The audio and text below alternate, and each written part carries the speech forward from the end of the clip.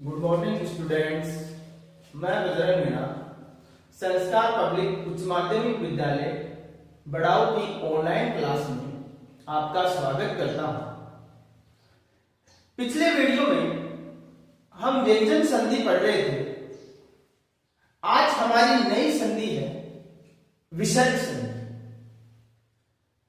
उससे पहले स्वर संधि हम पढ़ चुके हैं, व्यंजन संधि हमारी पूरी हो चुकी है और आज हम विसर्ग संधि शुरू करने जा रहे हैं। विसर्ग संधि में विसर्ग के स्थान पर जो विकार उत्पन्न होता है उसे विसर्ग संधि कहते हैं, या विसर्ग की विभिन्न अवस्थाएं हैं उन्हें विसर्ग संधि कहते हैं। आज हम विसर्ग संधि का भेद है उत्व विसर्ग संधि। उत्व विसर्ग संधि है, ये आज हम पढ़ेंगे। इसका सूत्र होता है अतो रोर प्लुतात् प्लुते।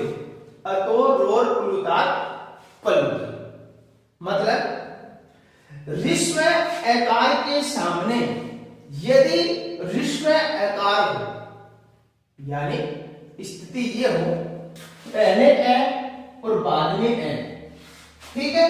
यानी ऋस्व एकार के पहले ऋस्व एकार के सामने यदि ऋस्व एकार हो, इस स्थिति में विसर्ग के स्थान पर जो विसर्ग है बीच में, यानी जो विसर्ग है इसके स्थान पर ओकार की मात्रा यानी ओ की मात्रा हो जाएगी और अंतिम एकार यानी जो आगे वाला ए है इसके स्थान पर अवग्रह चिन्ह है वो होता है, ठीक है।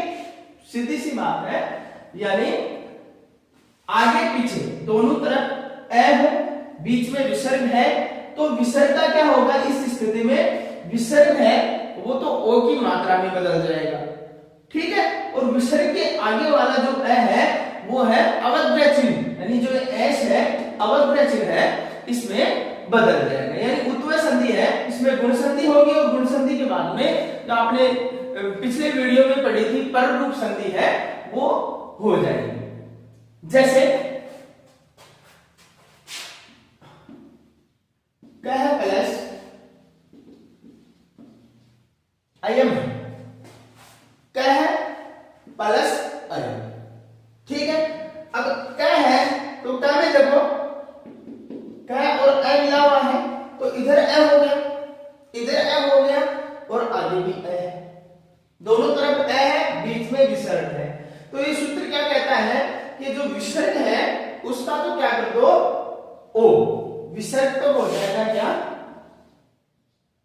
ओ में बदल जाएगा, तो स्थिति हो गई अब ये ओ, ठीक है। और उसके बाद में कहता है जो आगे वाला ए है इसको अवग्रह चिन्ह में बदलो, ठीक है। तो इसका हो गया अवग्रह चिन्ह और आगे बचा यम को अयम, तो ये ऐसे लिखा जाएगा, ठीक है। कह प्लस अयम था तो विसर्ग है उसका हो गया ओ की मात्रा, विसर्ग की जगह हो गई ओ की मात्रा, तो ये बन गया वो, और आगे वाला ए है ये अवग्रह चिन्ह में एस में बदल जाता है, तो ये बदल गया, आगे जो बचा हुआ है वो लिखो, तो कह प्लस अयम बनेगा को अयम। जैसे दूसरा है राम है प्लस एवं, राम है प्लस एवं वो स्थिति है, मैं में भी ए है, मैं में ए है, आगे ए है, तो विसर्ग है ये बदल जाएगा किसमें ओ में, और आगे वाला ए है वो अवग्रह चिन्ह में बदल जाएगा, तो ये लिखा जाएगा रामो एवं, रामो एवं, ठीक है। यानी मैं के आगे विसर्ग है तो ओ की मात्रा और आगे ए अवग्रह चिन्ह, ए का हो जाएगा अवग्रह चिन्ह, तो लिखा जाएगा रामो एवं। जैसे राम प्लस अयम वही है, ए बीच में विसर्ग है तो ये भी लिखा जाएगा रामो। तो ये सीधा है, ठीक है। तो ये पहला नियम है आपका उत्तर विसर्ग संधि का। जो पहला नियम है ये है, ऋस्व ए के सामने ऋस्व ए हो तो ए विसर्ग है वो ओ में बदल जाएगा, ओ की मात्रा में, और आगे वाला ए है वो अवग्रचित में बदल जाएगा। तो ये अपना पहला नियम है, ये हो, ठीक है। अब देखो दूसरा, इसका दूसरा नियम है हसी च सूत्र से। हसी च मतलब ऋस्व एकार के बाद हस वर्ण, ऋस्व एकार यानी छोटा ए यानी ए आ होते हैं, उसमें ऋस्व है तो ए आएगा, एकार के बाद क्या हो, हस वर्ण। हस वर्ण होते हैं वर्ग का तीसरा, चौथा, पांचवा अक्षर। जैसे कैक है को छोड़ दिया, शुरू के दो छूट गए तो गैढ़ तीन हो गए ना, तो आगे के 3, 4, 5 नंबर अक्षर एवं है ये व र, ठीक है। वर्ग का तीसरा, चौथा, पांचवा अक्षर और है ये व र ल हो तो विसर्ग के स्थान पर, ये हो तो विसर्ग के स्थान पर ओ की मात्रा होती है, यानी जो बीच में विसर्ग है वो ओ की मात्रा में बदल जाएगा। कौन कौन से वर्ण हो, उसमें तो दोनों तरफ ए थे, इसमें एक तरफ ए है फिर विसर्ग है और आगे हस वर्ण हो। हस वर्ण कौन कौन से होते हैं, तीसरा, चौथा, पांचवा वर्ग का अक्षर और है ये व र ल, इनमें से कोई हो तो बीच में जो विसर्ग है उसके सिर्फ ओ की मात्रा में उसको बदलना है। इसमें क्या नियम था, इसमें ओ की मात्रा और सामने ए है उसका अवग्रह चिन्ह करना था, लेकिन उसमें सामने ए नहीं है, उसमें तीसरा, चौथा, पांचवा अक्षर है या ये व र में से आपको मिले तो क्या कर देना है, बीच में जो विसर्ग है उसको ओ की मात्रा में बदल देना है, ठीक है। जैसे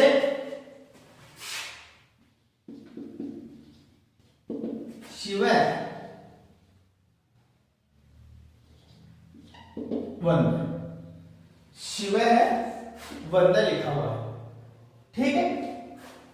इधर ए है, अरे व में ए है, आगे विसर्ग है तो सिर्फ क्या करना है, इसमें देखो व आ गया, ये रेल है व, देखो ये व आ गया ना, तो क्या करना है कि इस विसर्ग को ओ की मात्रा में बदलना है, तो ये लिखा जाएगा शिवो वंद, ठीक है। यानी विसर्ग को ओ की मात्रा में बदल दो और आगे जैसा का है वैसा का वैसा लिखा जाएगा, क्योंकि सामने व आ गया तो लिखा जाएगा शिवो वंद। जैसे राम है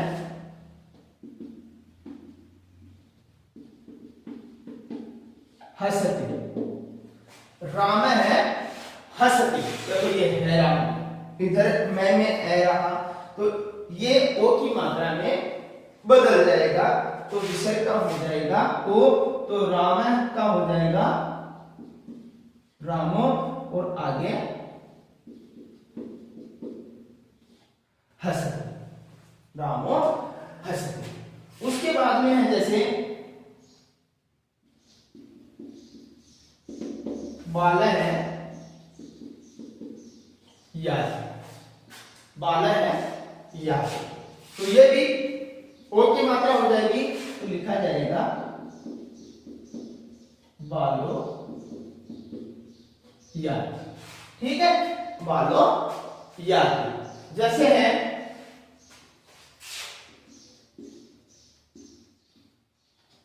बुद्ध प्लस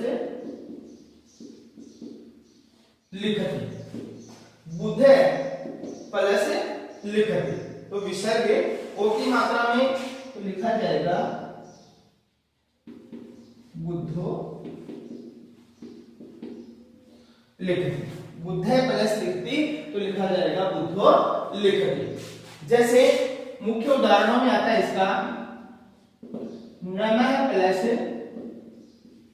नमः, कई बार आ जाता है नमः प्लस नमः। अब देखो वही है, मैं है, आगे विसर्ग है और आगे त थ द द न, पांचवा अक्षर है, पांचवा अक्षर है आगे, और इधर विसर्ग है और इधर न में ए है, तो विसर्ग का हो जाएगा ओ, तो लिखा जाएगा नमो नमः। ठीक है, नमः प्लस नमः कई बार आता है परीक्षा में, तो सीधा सा है मैं के आगे विसर्ग है, क्योंकि मैं में ए है तो इसका कर दो ओ, तो नमो, और आगे वाला हो जाएगा नमः, नमो नमः। जैसे राम जयति, राम है जयति, वो स्थिति है, तो बन जाएगा रामो जयति। ठीक है, विसर्ग था, ओ की मात्रा हो गई, तो च छ जय तीसरा वर्ण है, वो तीसरा अक्षर है, तो ये रामो जयति बनेगा। जैसे आगे है क्षीण प्लस भवति, क्षीण प्लस भवति, वही पैक है वह है ना, चौथा है, और इधर अण में ए है, तो ये लिखा जाएगा क्षीणो भवति, ये ऐसे लिखा जाएगा, क्षीण भवति, तो हो जाएगा ओ की मात्रा क्षीणो भवति। अब दो शब्द हैं जो मुख्य भी हैं और परीक्षा में आते भी हैं। एक तो है उनमें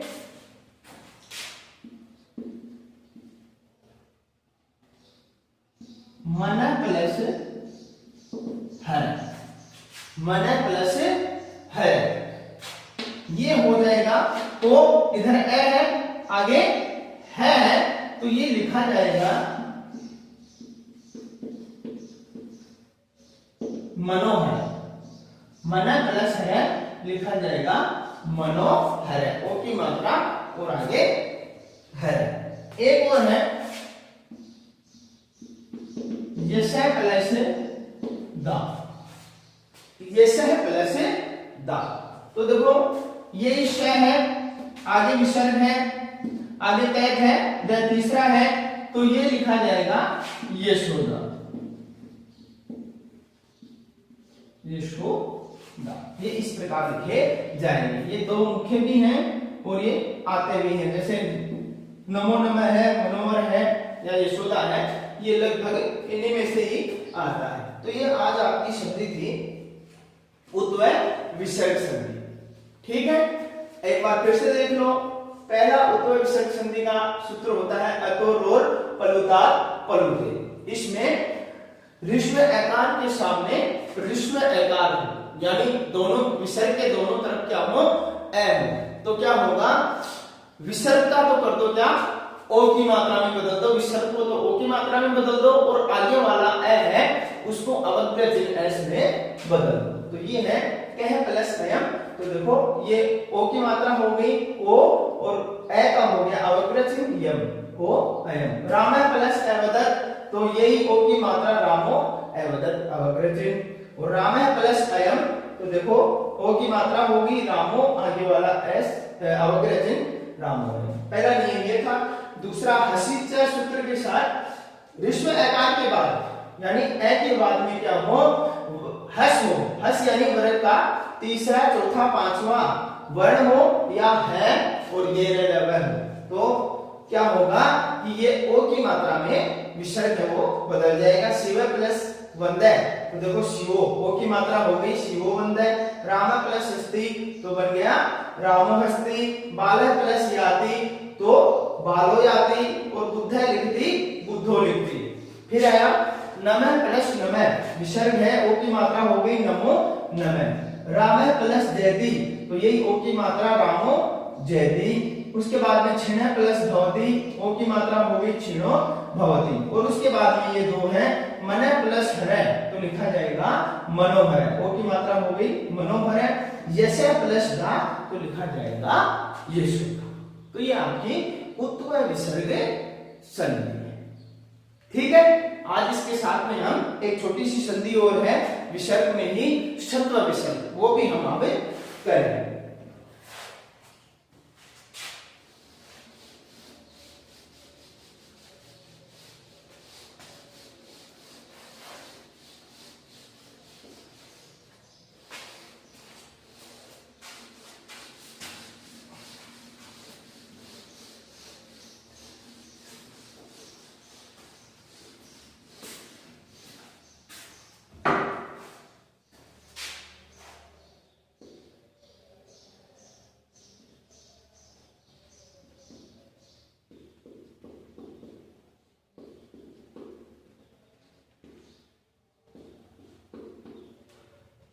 षत्व विसर्ग संधि का सूत्र होता है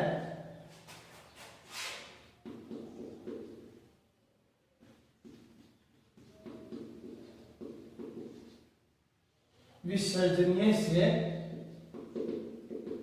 स, विसर्जनीय से स, अर्थात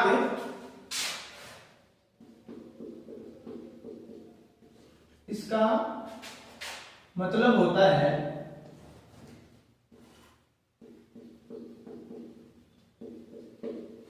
विसर्ग के सामने खर वर्ण,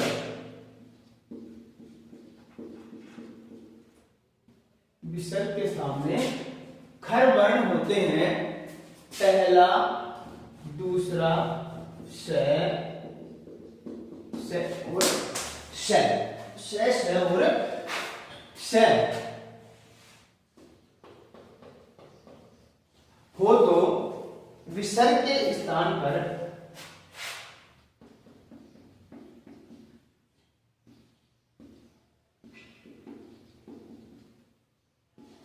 विसर्ग के स्थान पर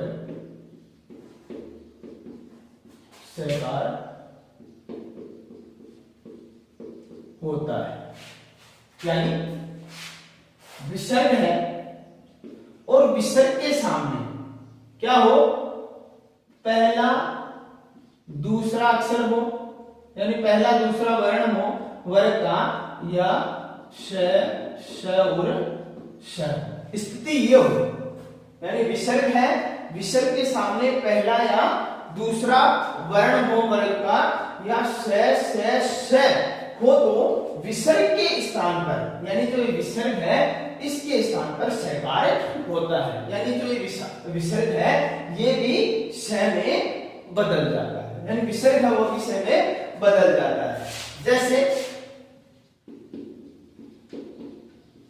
विष्णु प्लस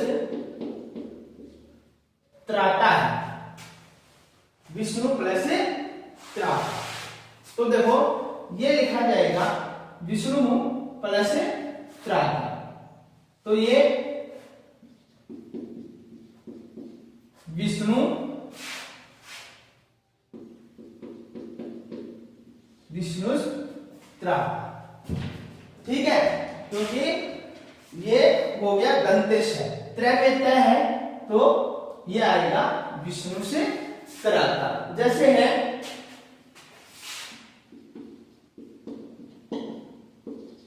राम प्लस च, राम प्लस च, तो लिखा जाएगा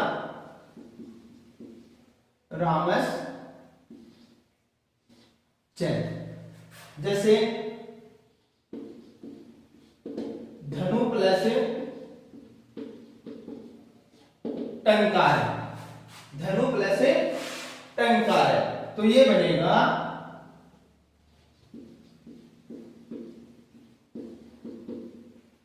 धनु से टंकार। जैसे ये आ जाए नमः प्लस ते, तो बनेगा नमस्ते। जैसे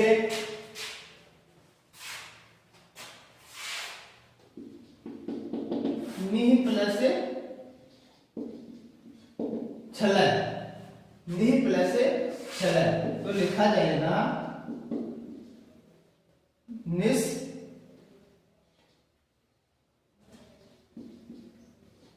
छल, निह प्लस छल, तो लिखा जाएगा निश्चल। अब देखो सीधा सा है, यानी इधर तो क्या हो विसर्ग हो और विसर्ग के सामने क्या हो वर्ग का पहला दूसरा अक्षर या श है। अब ध्यान से देखो विष्णु प्लस त्राता है, इसमें त्र है तो त्र दो वर्णों से मिलता है, कौन कौन से तय और र, तय और र मिलकर होता है त्र। ठीक है, तो तय थ दने वाली लाइन में तय आ गया, पहला अक्षर आ गया, पहला अक्षर आ गया। तो अब यहां पर आया कौन सा ये से, क्यों आया ऋतु रसायन दंता सूत्र बताया था मैंने, उच्चारण स्थान के हिसाब से, यानी जो वर्ग होता है उसी का जो स उसमें आता है वही आता है। तो ये दंतेश है, तो इसमें देखो ये से आ गया विष्णु से त्राता, विष्णु प्लस त्राता, विष्णु से त्राता। वैसे ही राम प्लस च है, रामस प्लस च। ठीक है, इचु शाना तालु सूत्र है ई ये और शंकरमाला से, तो इसमें च आ गया, तो देखो इसमें च के साथ ये स आ गया। ठीक है, ये श आएगा च के साथ अपने जो उच्चारण स्थान है उनके अनुसार। जैसे धनु प्लस टंकार है, धनु प्लस टंकार है। अगर वो ट है विटू षाणाम मूर्धा सूत्र होता है, मूर्धन्य वर्ण है ये ट, तो मूर्धन्य सही आएगा धनुष टंकार है, वो षटकोण वाला स। अगर तीनों में अलग श है, अलग अलग श है, तो यहाँ पे आपको ध्यान देना है कि आपको बोलने में तो एक जैसे लगते हैं, जैसे विष्णु त्राता, रामश्च, धनुष टंकार है, आपको ऐसे तो याद है, लेकिन गलती से भी अगर यहाँ पे आपसे स चेंज हो गया तो आपकी संधि है वो गलत हो जाएगी। इसलिए ये ध्यान देने वाली बात है, यानी जो वर्ग है उसके अनुसार ही ये स आते हैं। ठीक है, विष्णु प्लस त्राता में देखो ये स आ गया, राम प्लस च में च के हिसाब से ये स आ गया, धनु प्लस टंकार में षटकोण वाला ये स आ गया, मूर्धन्य स आ गया। वैसे नमः प्लस ते, नमः प्लस ते तो लिखा जाएगा नमस्ते। ठीक है, फिर है नी प्लस छले, नी प्लस छले तो देखो निश्चल, छ दूसरा है ना, तो ये आ गया ये, देखो ये च था, च के साथ, छ के साथ, ज के साथ। ठीक है, तो ये अपने वर्ग के साथ यही आएगा। अब देखो ये तो हो गया पहला नियम, ये तो है इसका पहला नियम। अब नियम नंबर 2 है, सूत्र होता है वा श्री, सूत्र है वाश्री, यानी विसर्ग के सामने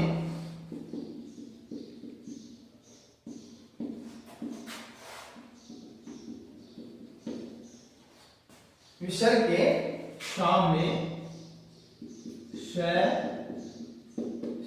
और स, यानी विसर्ग के सामने क्या हो स हो, तो विसर्ग के स्थान पर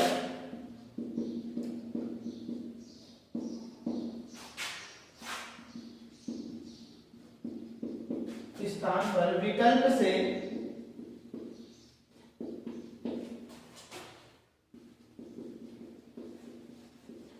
विसर्ग आदेश होता है।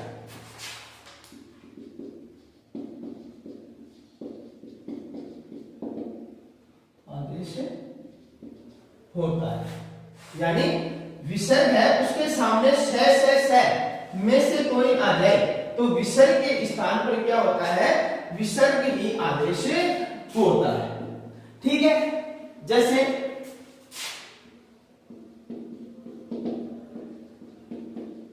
हरि प्लस रहते हैं, तो वैसे तो ये लिखा जाएगा हरि से। ठीक है, इस हिसाब से तो ये हो जाएगा हरि से, लेकिन विकल्प से ये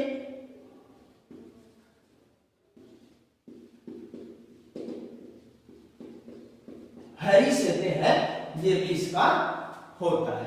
ठीक है, हरि प्लस सेते जो आदेश है वो हो जाएगा वैसे तो, लेकिन विकल्प से ये ऐसे भी लिखा जाता है हरि ही शेते, यानी विसर्ग का विसर्ग है यही इसको आदेश होता है। यानी विसर्ग के सामने श हो तो ये विकल्प से विसर्ग का आदेश होता है। जैसे नि प्लस संदेह, नि प्लस संदेह। एक तो ये है इसका तरीका,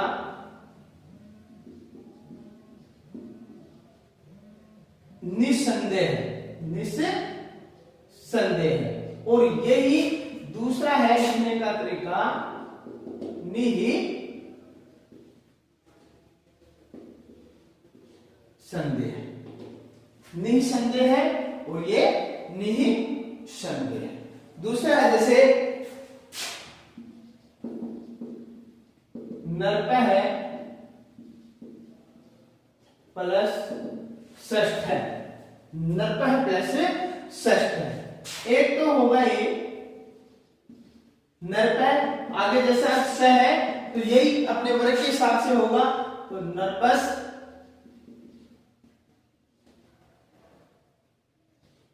षष्ठ है, दोनों तरफ आदेश है, नरप षष्ठ है या नरप षष्ठ है। इस प्रकार ये लिखा जाएगा, नरप षष्ठ है, नरप षष्ठ है या नरप षष्ठ है। तो ये इसका दूसरा उदाहरण है। तो ये सत्व विसर्ग संधि है आपके सामने, उत्तर विसर्ग आपकी हो गई है। सत्व विसर्ग का पहला है ये विसर्जनीय से सूत्र से विसर्ग के सामने खर वर्ण यानी पहला दूसरा श हो तो विसर्ग के स्थान पर शकार होता है। जैसे मैंने बताया विष्णु प्लस त्राता है, ठीक है, आगे खर वर्ण आ गया तो इसका क्या हो जाएगा, ये किसमें बदल जाएगा, से में सकार में बदल जाएगा। और सकार भी अपने वर्ग के अनुसार होता है, ठीक है। त्रय है तो ये स दंतेश आ गया। रामश्चय, तो देखो रामश्चय स में बदल गया। धनु प्लस टंकार है तो मूर्धन्य श आएगा क्योंकि मूर्धन्य अक्षर आगे है। तो ये नम प्लस ते नमस्ते, नि प्लस छल निश्चल। ये तो है पहला नियम। दूसरा है वासरी सूत्र से, यानी विसर्ग के सामने स विसर्ग के स्थान पर, यानी अगर विसर्ग के सामने स हो तो विसर्ग के स्थान पर विकल्प से विसर्ग आदेश होता है। वैसे तो हरि प्लस सेते, इस से के अनुसार ये स होगा तो हरि सेते, लेकिन इसके विकल्प से लिखा जाएगा हरि शेते, ऐसा ऐसा। नि प्लस संदेह है, वैसे तो निसंदेह बनेगा लेकिन विकल्प से नि ही संदेह है। नरप प्लस षष्ठ है तो यही नरपस षष्ठ है, क्योंकि विसर्ग का हो गया ये आधा से षटकोण वाला, यानी मूर्धन्य से है तो मूर्धन्य से, और विकल्प से होता है नरप षष्ठ। तो ये आज आपकी विसर्ग संधि के दो भेद थे, उत्व विसर्ग और सत्व विसर्ग, जिसे आप याद करोगे और अपनी नोटबुक में भी करोगे। अब मिलते हैं नए वीडियो में, धन्यवाद।